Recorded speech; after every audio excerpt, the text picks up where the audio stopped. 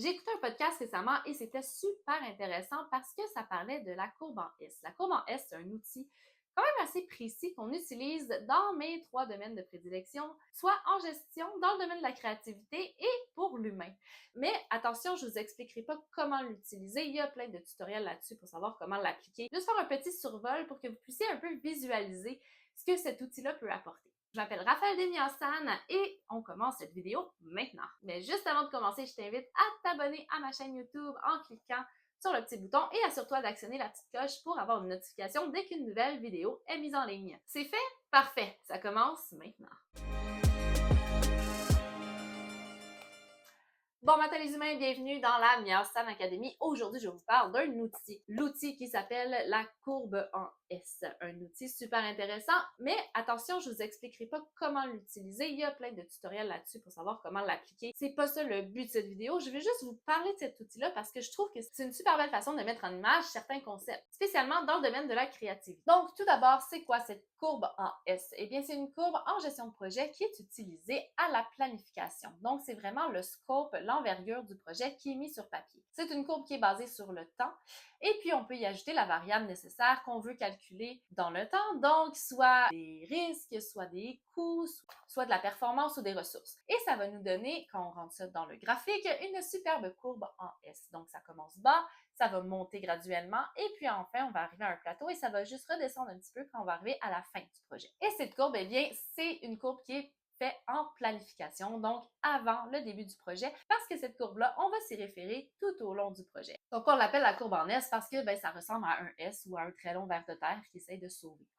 C'est comme vous voulez. Mais on va continuer à l'appeler la courbe en S pour ici et non la courbe ver de terre parce que sinon, il y a plein de gens qui ne vont pas savoir de quoi je parle si je parle de la courbe ver de terre. C'est une courbe qui est utilisée dans plein de domaines. D'ailleurs, si tes parents, eh bien, tu es peut-être familier avec la courbe des percentiles, où on calcule la grandeur de ton enfant selon l'âge qu'il a. On peut aussi l'utiliser en innovation. Par exemple, on a la courbe de produit d'innovation. Donc, par exemple, on a un produit, la courbe commence très basse, ensuite on a les gens qui commencent à adopter, puis on a le pic de l'innovation, puis à un moment donné, ça stagne un peu, la demande est moins là, on est habitué.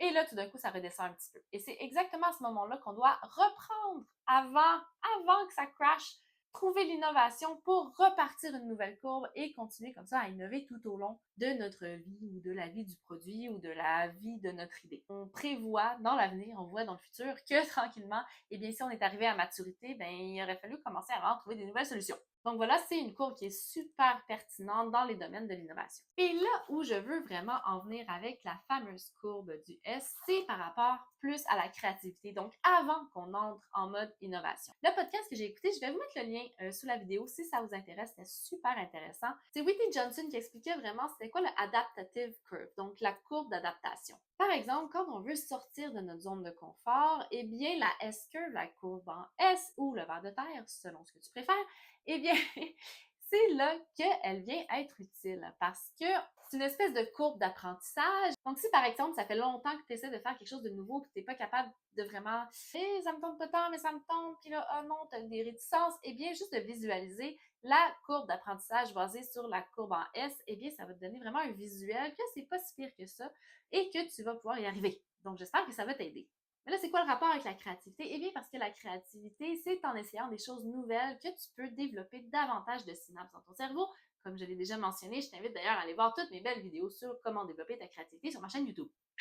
C'est en développant davantage de connaissances et en essayant davantage de nouvelles choses qu'on développe notre créativité. Donc, si tu veux essayer quelque chose de nouveau, c'est pas facile parce que ça demande de sortir de notre zone de confort. D'ailleurs, j'ai une super belle vidéo à ce sujet-là sur ma chaîne YouTube. Je te mets le lien juste ici et sous cette vidéo. Donc, tu peux aller voir la vidéo après celle-ci, bien sûr, termine celle-là avant. Donc, comment qu'elle marche, cette fameuse courbe? Eh bien, tout d'abord, on commence par en bas. On commence par le bas parce que c'est quelque chose qu'on n'a jamais fait. Donc, on n'a pas le choix, il faut commencer par en bas. Et par en bas, eh bien, ça vient avec beaucoup de peur, beaucoup de contraintes, de restrictions, de ça me tente pas, ça me tente, j'ai envie, je me sens pas bien, c'est quelque chose de nouveau, donc ça me met un peu mal à l'aise. Et puis tranquillement, avec le temps, parce que comme je vous l'ai dit, la courbe en S, eh bien, elle fonctionne dans le temps, eh bien, avec le temps, tranquillement, on prend un peu plus en assurance. On commence à développer. Et puis là, la dopamine commence à embarquer parce qu'on réussit tranquillement à faire la nouvelle chose et puis on est récompensé grâce à la dopamine. Et ensuite, on arrive dans cette espèce de centre où on continue à en apprendre tranquillement. C'est comme un sentiment de je réussis, j'en apprends encore, mais j'arrive vraiment dans une zone un peu plus de contrôle où ça commence à entrer dans ma routine, ça commence à être régulier, je commence à m'adapter, à savoir m'y faire, je suis plus à l'aise, je me sens plus en contrôle. Et puis arrive enfin le bout où, eh bien, on est devenu bon. Hey, on sait comment faire cette nouvelle affaire-là. On a réussi à faire ça. On devient comme un peu des masters. Là. On est comme, ouais, ça, là, moi, je suis bon là-dedans. Pas le meilleur au monde, là, mais je suis bon. Et puis ensuite, eh bien, ça dégringole un petit peu et puis on se ramasse dans une espèce de bon, ben j'ai fait le tour, maintenant qu'est-ce que je fais? Et là, c'est le moment justement ben, bien, de repartir, comme dans la courbe de l'innovation, de repartir une nouvelle courbe et d'apprendre quelque chose de nouveau ou de renchérir avec un nouveau but. Je vous donne un exemple simple, j'ai appris à conduire manuel. Je savais pas conduire manuel, j'ai toujours conduit automatique. Donc là, j'ai commencé, j'étais stressée, j'étais pas bien, j'aimais pas ça, oh my god, je me sentais mal, j'avais peur de gosser le monde, j'avais peur de rester pris à une lumière rouge puis de pas savoir quoi faire. Bref, tout ça pour dire que j'avais vraiment peur, ça me tentait pas. Donc j'étais vraiment dans le bas de ma queue. Donc là, ok, prends l'auto une première fois, réussis à faire un premier stop. Ok, je suis capable de me mettre en deuxième, ok, on fait le tour du bloc. J'étais assez stressée, j'avais les mains moites, là, j'étais pas bien. On ressort, là, je remonte un peu dans ma courbe. 2 jours plus tard, recommence, fais le tour du bloc. Oh, ça va mieux. Ah, là, je suis fière de moi, par exemple. Sors encore. Fait que là, tranquillement, ma courbe, elle augmente.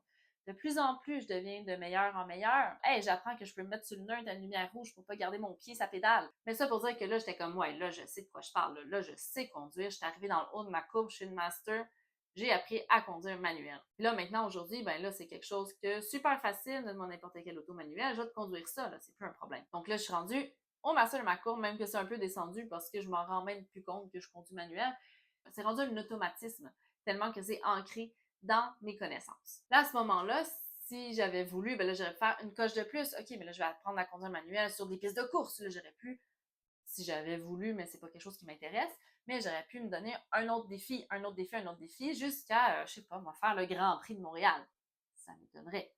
C'est pas arrivé parce que c'est pas dans mes objectifs, mais vous comprendrez qu'une fois que la courbe de master est atteinte, on peut passer à quelque chose d'autre. C'est souvent ça qui arrive aussi quand on arrive à un certain plateau dans n'importe quel apprentissage. Si c'est quelque chose qui nous passionne, et bien à ce moment-là, on repart et on se donne des défis, des buts de plus en plus grands. Et c'est ça qui est intéressant, c'est que ça l'ajoute vraiment des connaissances à notre arc et ça nous aide à sortir de notre zone de confort. Donc, ça donne vraiment un visuel de comment l'être humain apprend, de comment on est fait pour faire des nouvelles choses. Ça se fait pas du jour au lendemain.